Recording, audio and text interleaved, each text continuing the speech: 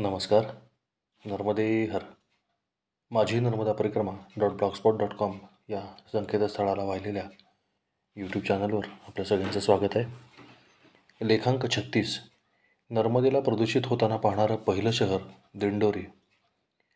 चिमटासोबत घेऊन निघालो आणि मैयाचा किनारा पकडून सुसाट वेगाने चालत सुटलो.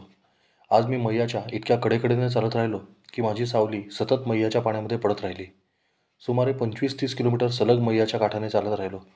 असंख्य सुंदर सुंदर रूपांमध्ये नर्मदा नटून थटून वाहत होती. तिचे हे रूप चांगले की ते रूप चांगले हे ठरवता येणे खरोखरच कठीण. कधी शांत धीरगंभीर प्रवाह, तर कधी अवघड खळखळ, तर कधी मोठा गडगडाट करत धावणारा शक्तिमान प्रवाह.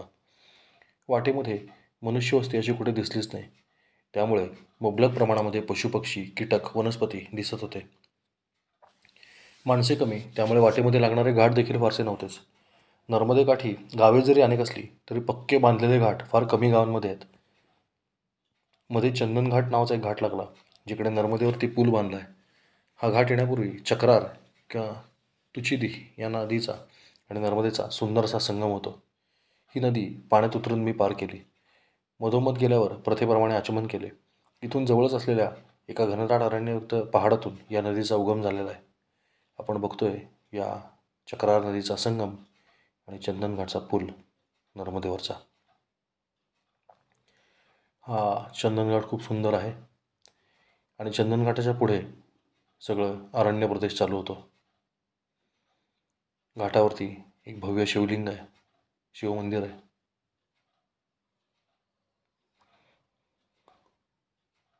चंदनघाट लागला आणि त्यानंतर थेट चरकुटिया गाव लागल्यावरच मग थांबलो. मध्ये अनेक छोटी मोठी गावं लागत होती. मी शक्यतो एखादा नावाडी, कोळी, शेतकरी, गुराखी किंवा ग्रामस्थ भेटला की त्याच्याकडून पुढील सर्व गावांची नावे विचारून घ्यायचो. तसेच मागील नावे देखील विचारून तो क्रम बरोबर होता का ते तपासून पाहत असे. शक्यतो या लोकांना आपापल्या परिसरातील भूगोलाचे अत्यंत चांगले आणि सखोल ज्ञान असते. शाळेत जरी फारसे कोणी शिकलेले नसले तरी प्रत्यक्ष निसर्गाच्या शाळेमध्ये हे सगळेच विद्यार्थी चांगलेच तयार झालेले असतात. सुकलपुरा रयत, सुनादादर, कौंदिया, खरगनामाळ, कोरोपानी ही गावे पार करत चरकुट या गावातील आश्रमामध्ये पोहोचलो. या भागातील नर्मदा मातेची रूपे अत्यंत सुंदर आहेत. आपल्याकरता त्यातील काही निवडक रूपं गुगल नकाशावर जी मिळाली ती टाकतोय.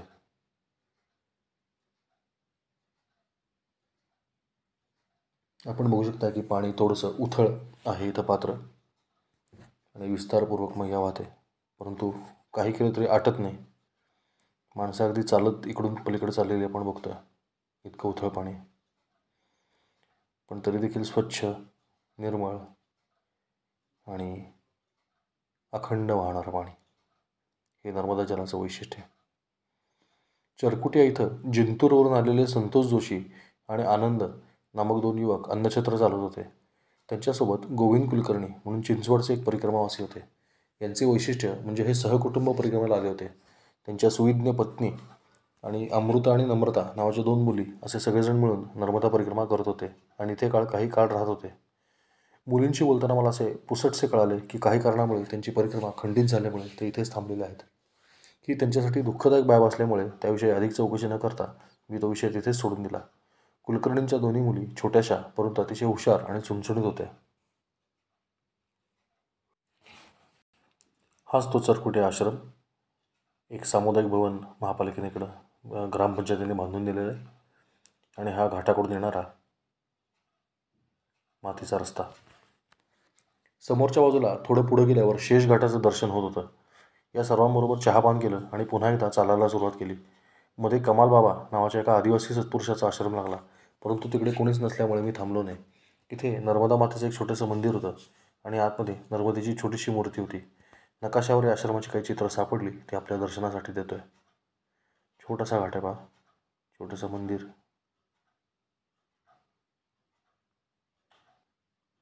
नर्मदा मातेची मूर्ती आणि हे कमाल बाबा. इथून जरा पुढे गेल्यावर मध्ये गोमती नावाची नदी नर्मदेला मिळते. एका ग्रामस्थाने सांगितले की नदी ऋणमुक्तेश्वर महादेवाच्या चरणाजवळून येते, त्यामुळे हिच्यामध्ये स्नान केल्यावर कर्जातून माणूस मुक्त होतो.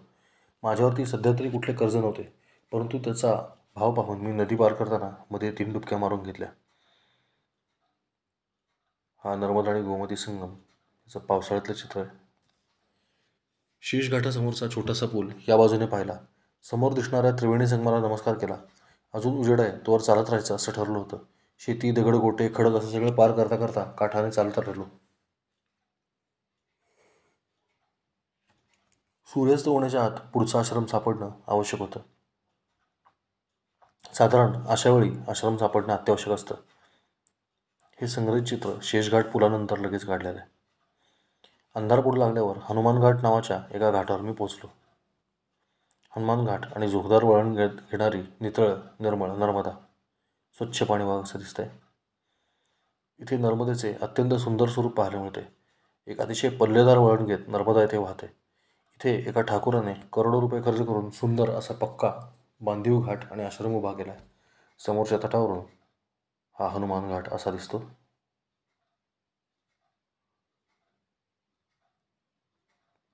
हनुमान घाटावर स्नान करणारे भाविक आपण बघतोय. कायम गर्दी असते भाविकांची. कोल इंडिया प्रायव्हेट लिमिटेड या कंपनीतून निवृत्त झालेले एक अधिकारी इथे साधू बनून हा सगळा पसारा सांभाळत होते. मला त्यांच्याशी पहिलं वाक्य बोलता क्षणी लक्षात आले की हा मनुष्य केवळ साधू नाही, कारण मी आश्रमामध्ये आलेल्या त्यांनी बेफिकीर साधूसारखे निवांत संभाषण न करता एखाद्या व्यवस्थापकाला शोभेल अशा पद्धतीने मला आश्रमाचे नियम समजावून सांगितले व मी कुठे राहावे हे देखील उत्तम पद्धतीने सुचवले. मी त्यांना लगेच विचारले की आपण पूर्वाश्रमी कोण होतात. त्यावर ते खुश झाले आणि त्यांच्या पूर्वाश्रमीच्या जीवनाबद्दल सर्व माहिती त्यांनी मला सांगितली. त्यांचा स्वतःच्या गावी फार मोठा व्यवसाय होता. त्यांच्याकडे अनेक JCB, ट्रक, बस व अन्य वाहने होती. ती सर्व स्थावर जंगम संपत्ती आपल्या मुलांच्या नावावर करून केवळ एक बोलेरो जीप आणि एक मोटरसायकल घरातून घेतली आणि ते या आश्रमात आलेले आहेत. यांची उंची 6 फुटाच्या वर होती. गोरापान वर्ण, पांढरीशुभ्र दाढी आणि धिप्पाड देहष्टीचे साधूबुवा बाबा लालदास असे नाव लावत असत. हे दिवसभर मौनामध्ये राहायचे आणि फक्त संध्याकाळी बोलायचे. यांना ऐकायला कमी येत असे, परंतु यांना गप्पा मारायची खूप हौस होती. माझ्यासारखा ऐकणारा भेटल्यावर तर यांची कळी फारच खुलली. इथे अजून एक मरतुकडा गरीब बिचारा म्हातारा त्यांना मदतनीस म्हणून राहत होता. हा बाबांचे हातपाय चेपण्यापासून पडेल ते काम सांगता क्षणी करायचा. आयुष्यभर ऑफिसर राहिलेल्या लोकांना असा एखादा मनुष्य हाताखाली लागतोच. त्या दोघांमधल्या नात्याचे मी निरीक्षण केले असता मला मौज वाटली. हे गुरुशिष्य असे नाते नव्हते, तर गुलाम आणि मालक असे नाते मला वाटले. आमच्याशी प्रेमाने बोलणारा बाबा त्याच्यावरती मात्र एकदम गुरकून आणि भडकून बोलायचा. तो देखील सर्व अपमान निमूटपणे सहन करत हसतमुखाने येणाऱ्या जाणाऱ्या परिक्रमावासींची सेवा करत होता. मला त्या जीवाची खूप कीव वाटली. इथे मला अजून एक तरुण परिक्रमावासी भेटला. याचे नाव बळीराम रमेश जाधव असे होते. हा सावळा तरुण अतिशय तेजस्वी होता. याचे गाव बुलढाणा जिल्ह्यातला नांदुरा तालुका, तिथलं मामुलवाडी. याने सोबत एअरलाईन्सचा एक छोटासा फोन आणला होता. त्याच्याशी अधिक बोलल्यावर असे लक्षात आले की हा संघाचा एक कट्टर स्वयंसेवक होता. आम्हाला दोघांना त्या बाबाने बाहेर अंगणात आसन लावायला सांगितले होते. इथे आश्रमाच्या बाहेर मोठे पटांगण गच्चीसारखे बांधलेले होते. इथे आत्ताच हाडे गोठवणारी थंडी जाणवायला लागली होती.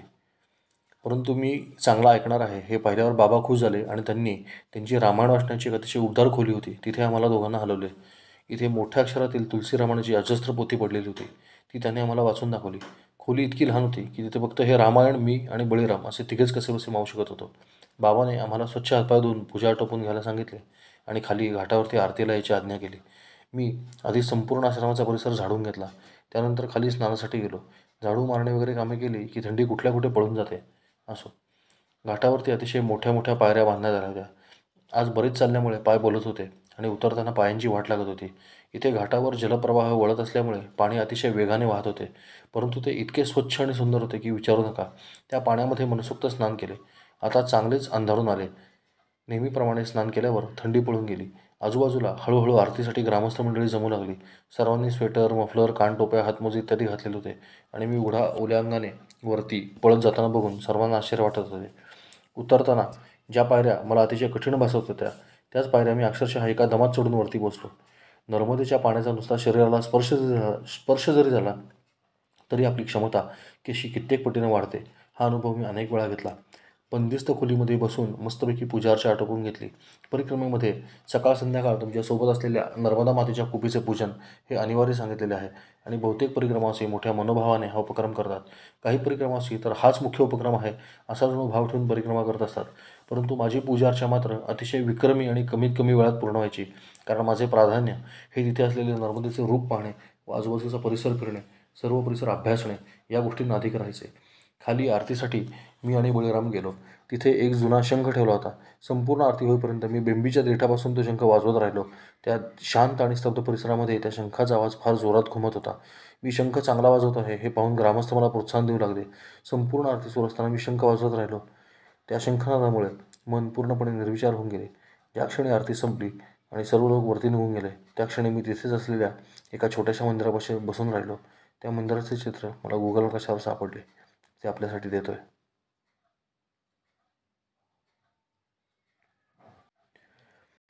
रात्री बाबाजींनी गरमागरम जेवण करून वाढले आणि सर्वजण झोपी गेलो.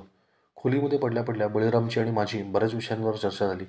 बऱ्याच गोष्टींबद्दल त्याचा खूप अभ्यास होता असे माझ्या लक्षात आले. त्याचा स्वभाव आणि अभ्यासवृत्ती मला आवडली. हा देखील एकटाच परिक्रमेला निघाला होता. डोक्याला भगव्या रंगाची एक शाल बांधून तो चालायचा. शेतकरी असल्यामुळे त्याची पावले मोठी होती आणि मोठ्या मोठ्या डांगा टाकत चालायचा. परिक्रमा परिसरातील जनजीवनाचा अतिशय डोळसपणे त्याचा अभ्यास सुरू होता. त्याची आणि माझी काही निरीक्षणे जुळू लागली. मला असे प्रकर्षाने जाणवत होते की या परिसरातील सर्वच लोकांना नर्मदा परिक्रमा म्हणजे काय आहे त्याबाबत माहिती आहेच असे नाही. बऱ्याच लोकांना काठावरून जाणारी ही माणसे कोण आहेत हे देखील माहीत नसते व माहीत करून घेण्याची इच्छा देखील नसते. विशेषतः नवीन पिढीतल्या तरुणांना काहीच कल्पना नसते असे मला या भागातील विशेषत्वानं जाणवलं. इथे 90% आदिवासी वस्ती असल्यामुळं आणि सध्या या आदिवासींची लोकांची डोके भडकवण्याचं काम काही संघटना पद्धतशीरपणे करत असल्यामुळं त्याचा परिणाम परिक्रमेवर होत आहे असे आम्हाला दोघांना निश्चितपणे जाणवले. स्थानिक आदिवासी लोकांना हिंदू धर्माविरोधात भडकवण्याचे काम अविरतपणे इथले काही लोक करत आहेत. हे सर्व आदिवासी जरी स्वतः हिंदू असले तरी तुम्ही हिंदू लोकांपेक्षा वेगळे आहात आणि तुम्हीच इथले मूळ निवासी आहात वगैरे विपरीत ज्ञान त्यांना शिकून समोर असलेल्या लोकांविषयी त्यांच्या मनामध्ये द्वेष कसा उत्पन्न केला जाईल असे पाहिले जाते. विशेषतः जय सेवा किंवा जय बडदेव वगैरे पाट्या लावलेल्या घरातील आणि हे स्टिकर लावलेल्या गाड्यांमधले लोक हे अधिक विद्रोही वृत्तीचे असतात असे जाणवले. असे लोक तुम्हाला नर्मदेहर म्हणत नाहीत किंवा तुम्ही नर्मदेहर म्हटल्यावर देखील प्रत्युत्तर देत नाहीत. बसक्या नाकाचे, जाड ओठांचे टिपिकल चेहरे इथे तुम्हाला आढळून येतात. हे सर्व गोंड जमातीतील आदिवासी लोक आहेत. एक प्रातिनिधिक चेहरा युवकाचा की आदिवासी युवक कसा असतो हे आपल्याला कळावं म्हणून हा चेहरा.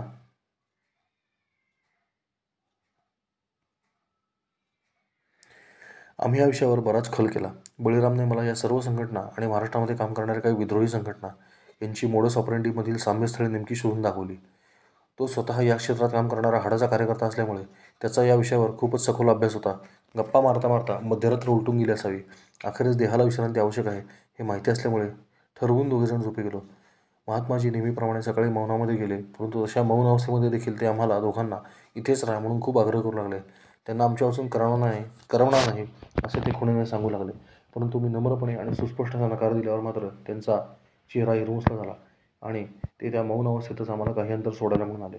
बरेच अंतर चालल्यावर आम्ही त्यांना परत फिरण्याची विनंती केली तरी देखील सुमारे 2 किलोमीटर ते आमच्याबरोबर चालले असावेत.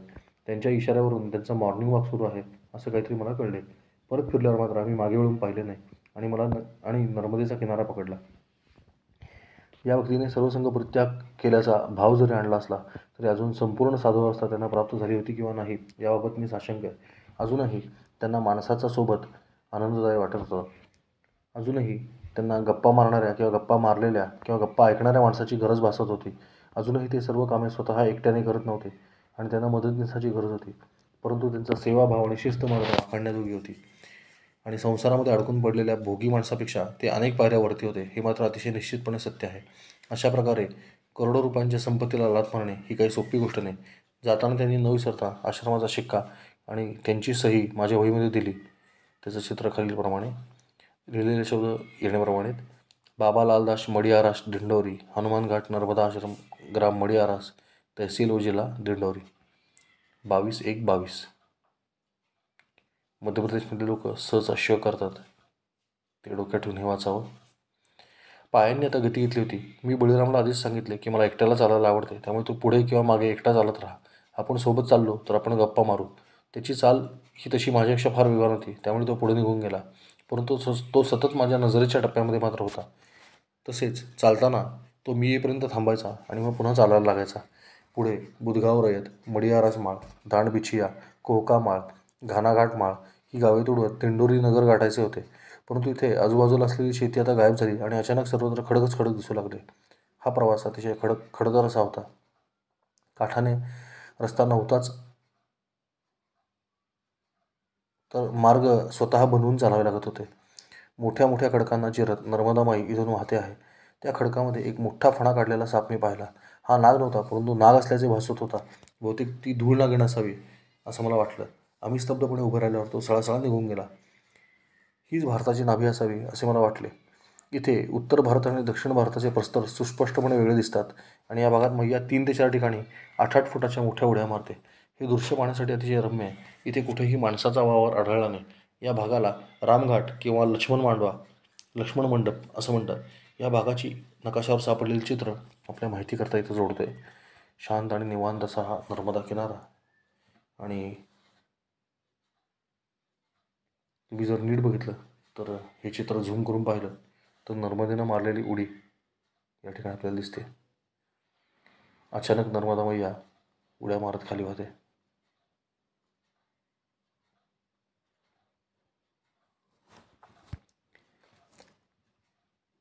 अजून एका ठिकाणी तिने अशीच उडी मारली. पाणी आटल्यावरती ते असं दिसतं.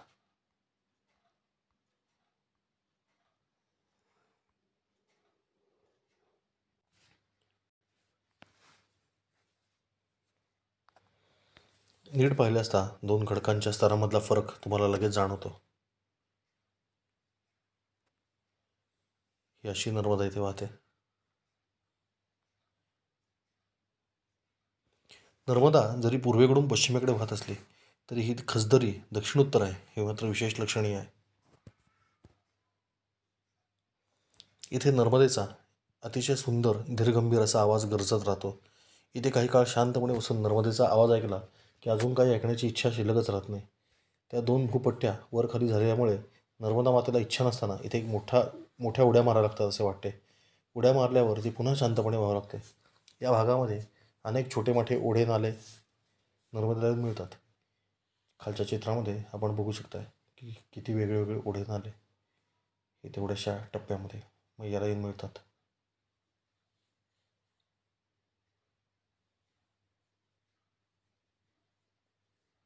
इथून पुढे चालताना मध्ये राजघाट नावाचा एक छोटासा घाट लागला. इथे काही स्थानिक क्षत्रिय लोक एकत्र येऊन भोजनाची तयारी करत होते. एकाच कुटुंबातले लोक असले तरी एक बस भरून लोक आलेले होते. बायका स्वयंपाकाची तयारी करत होत्या, मुलं इकडे तिकडे खेळत होती, तर पुरुष गप्पा मारत बसले होते. त्या आश्रमाच्या मधोमध एक यज्ञाचा कट्टा होता. त्यावर आम्ही दोघे बसलो आणि त्यांनी आम्हाला गरमागरम चहा आणून पाजला. घाट अतिशय सुंदर होता. तिथून नर्मदेचे शांत स्वरूप पाहायला मिळत होते. मुलांची गप्पा मारत दोघांनी चहा घेतला आणि सर्वांना नर्मदेवर गेले. सुंदर असा हा छोटासा रेखीव राजघाट आपण बघतोय आणि ह्याच ओट्यावरती माता भगिनींची स्वयंपाकाची लगबग चालू होती. आणि या कट्ट्यावर बसून डावीकडे जो कट्टा दिसतोय त्याच्यावर बसून आम्ही गरमागरम चहाचा आस्वाद घेतला. हे लोक खरं तर जेवून जा म्हणून आमच्या मागे आग्रह करत होते, परंतु पुढे दिंडोरी मोठं शहर आहे, तिथं नक्की जेवायला मिळेल असं वाटल्यामुळं आम्ही मार्गक्रमण सुरू ठेवण्याचं ठरवलं. आणि तशी पण अजूनही जेवायची वेळ झालेली नव्हती. इथून पुढे मात्र पुन्हा शेती सुरू झाली आणि नर्मदेच्या पात्रामध्ये स्थानिक शेतकऱ्यांनी केलेलं खूपच जे अतिक्रमण आहेत त्याचा त्रास आम्हाला होऊ लागला. इथे इतके दिवस कुठलंही बंधन म्हणून न पाहिलेल्या मार्गाने चालून इकडे आल्यावर मात्र आता विविध प्रकारची काटे कुठे टाकलेली कुंपण दिसू लागली आणि परिक्रमेचा मार्ग चक्क बंद केला आहे असे जाणवू लागले. परिक्रमावासीला जाताच येऊ नये अशा पद्धतीने सर्व कुंपणांची रचना केलेली मला स्पष्टपणे जाणवली. मध्ये एक मोठी नदी आडवी आली. एका ठिकाणी नदीमध्ये उतरावे आणि ती पार करावी असे आम्ही दोघे ठरवू लागलो. आता काय करावे असा प्रश्न दोघांना पडलेला असताना नदीच्या पलीकडे एक माणूस आम्हाला आवाज देतो असे लक्षात आले. त्याच्या दिशेला या असे त्याने खुणावले. आम्ही तिकडे गेल्यावर तिथे एक नदी ओलांडण्याचा तुलनेने सोपा मार्ग त्याने आम्हाला सांगितला. आपण बघू शकताय ही ती नदी मैयाला जाऊन मिळणारी आणि लाल मार्कर तुम्हाला ती जागा दाखवते.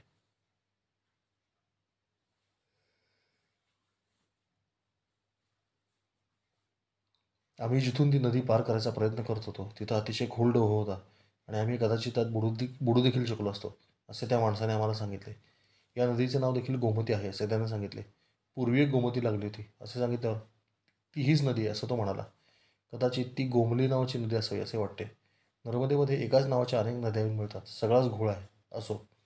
इथून पुढे शेतातून जाण्याचा एक मार्ग त्याने आम्हाला दाखवला. त्याचे आभार व्यक्त करण्याकरता आम्ही दोघांनी मागवळून पाहिलं, पण तो मनुष्य काही कुठे दिसला नाही. कदाचित लघुशंका वगैरे करण्यासाठी कुठे बसला असेल असे वाटल्यामुळे आम्ही काही काळ त्याची वाट पाहिली, परंतु तो मनुष्य गायबच झाला. आजूबाजूला सर्वत्र मोकळी शेती असल्यामुळे लपण्यासाठी कुठे जागा नव्हती. त्यामुळे आम्हाला दोघांना या गोष्टीची मौज वाटली. नर्मदा मातेचा जय जयकार करत आम्ही पुढे चालू लागलो. आता खाजगी जागा मालकांच्या मोठ्या मोठ्या जमिनी लागू लागल्या व त्याला तारांचे किंवा जाळीचे कुंपण केलेले दिसू लागले.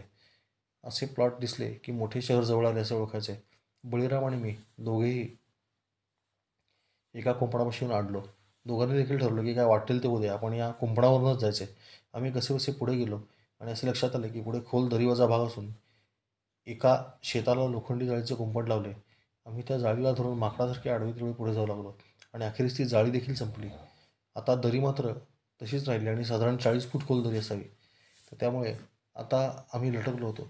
पुढे जायची सोय नाही आणि मागे जाण्याची सोय नाही आणि खाली उतरायचं तर उडी मारणे देखील शक्य नाही. नर्मदे हर असा धावा दोघांनी सुरू केला. इतक्याच माझे लक्ष एका झाडाच्या मुळाकडे गेले. ते साधारण 7-8 फूट खाली होते. उडी मारून ते मूळ पकडले तर खाली उतरायचा मार्ग सोपा झाला असता. मुळाला पकडून मी खडकाळ दरी उतरण्याची शक्यता मला वाटत होती. मी मागचा पुढचा कुठलाही विचार न करता नर्मदे हर असं ओरडत वरची जाळी सोडून दिली आणि बळीरामला देखील खाली उडी मारून ते मूळ पकडलं. माझ्या मागोमाग बळीराम देखील उडी मारून आला. आता बळीरामने पुढे उड्या मारत तो खाली उतरू लागला.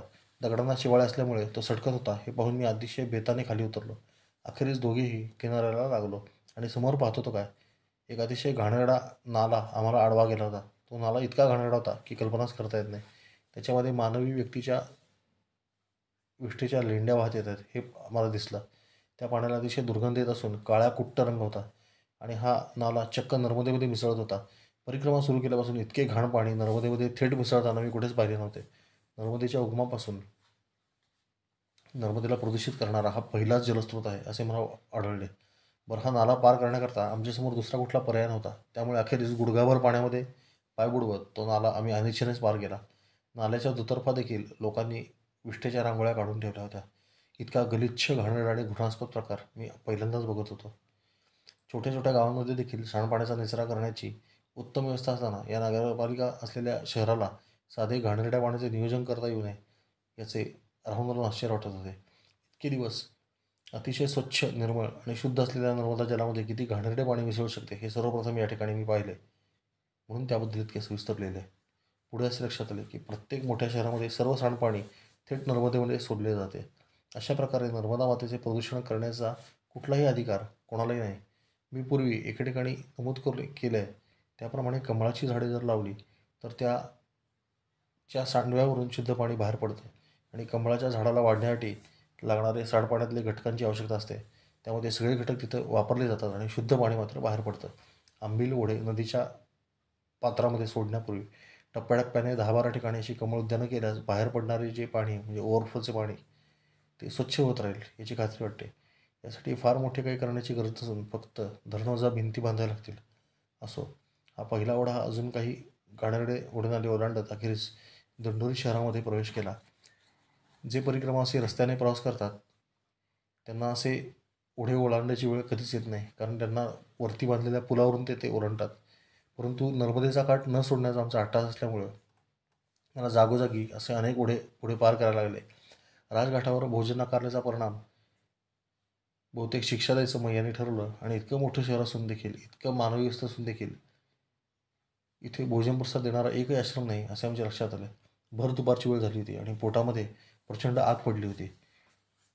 संपूर्ण दिंडोरी शहराचा घाट फिरल्यावर देखील आम्हाला एकही आश्रम सापडला नाही.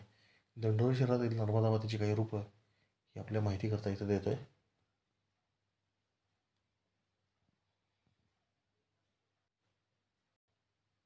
इथे नर्मदेवरती एक मोठा बंधारा बांधलेला आहे आणि त्याच्यावरून नर्मदेचं पाणी कायम खळखळत वाहत असतं. घाट अवरच पसरला आहे आणि मोठा असून इथं कायम भाविकांची गर्दी असते. नमामि देवी नर्मदे असे सुंदर अक्षर पालिकेने लावलेले आहेत.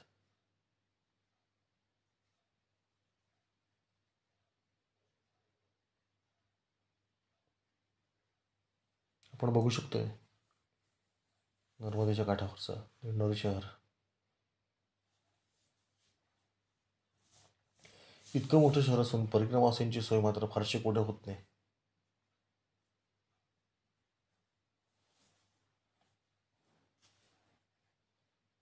आम्ही दोघे चौकशी करत घाटावरती फिरू लागलो तेव्हा कोणीतरी शेजारच्या रस्त्यावरच्या एका आश्रमामध्ये प्रसाद सुरू आहे असे सांगितले. ती एक गुजराती धर्मशाळा होती, परंतु तिथे भोजन प्रसाद संपला आहे असे सांगण्यात आले. म्हणजे तसे परिक्रमावासी तिथे उतरतात वगैरे, परंतु नर्मदा मातेला बहुतेक आम्हाला शासन करायचे होते, त्यामुळे आम्हाला तिथे भोजन प्रसाद मिळाला नाही इतकेच.